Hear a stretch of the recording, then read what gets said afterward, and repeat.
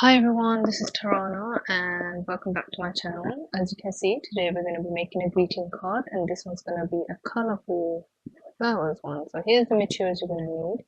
Please make sure to pause to see exactly what they are.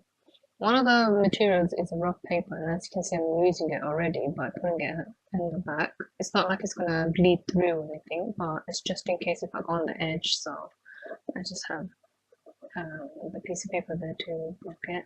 As you can see at the moment I am drawing in the flowers with the markers on the front and the back of the card. So if you are not confident with the drawing of flowers straight away from with markers, you can use a pencil to outline a sketch, but I prefer to go straight with the markers because it's mostly going with the flow and it is really easy. It's not like you need to have anything in particular in mind. You can really literally put down anything that comes to mind and make it as colorful or not as colorful as you want.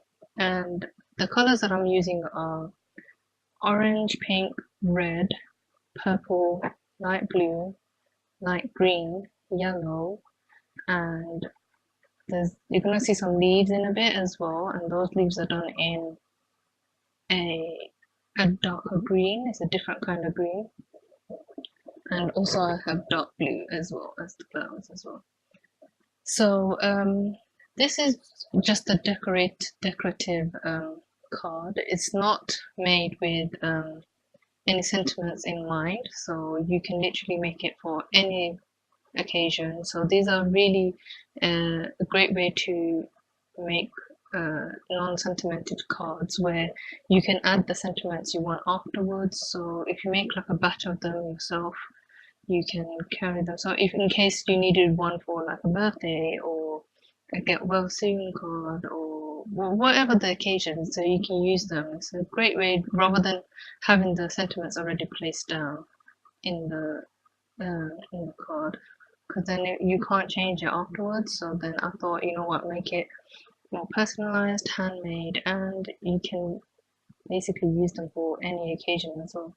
So this is one of the cards that I made, and I have made other handmade cards, and some of them I filmed, some of them I haven't. So across the next few weeks, I probably would be uploading some of those as well. And if you would like to see a particular one that is not shown in a video, just let me know. And if you have a custom design that you want to see that I make, you can also request that as well, because I'm okay with that.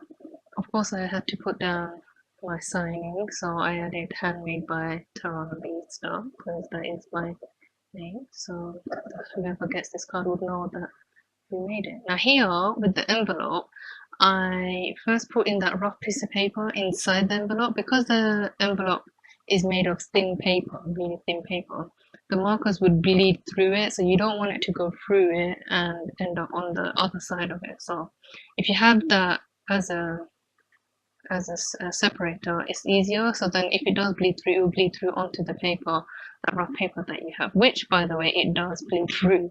So you just want the marker to make sure that it doesn't go onto the other side. And that's a good tip to have as well, because if you're working with markers on thin paper, a great way for it to not ruin your artwork or drawing or anything is just put down rough paper at the bottom or the side, depending on if you're doing on the edge, and so, or like a big piece of paper, anything that could hold it. But yeah, so this is how I decorated the envelope. As you can see, it is very decorative. You can go for a more simpler look. I wanted it to be like really full, and I guess you could say it's a bit spring-like, so I wanted it really flowery and everything like that. So, and you don't have to also decorate the card, by the way. It's up to you if you really want to.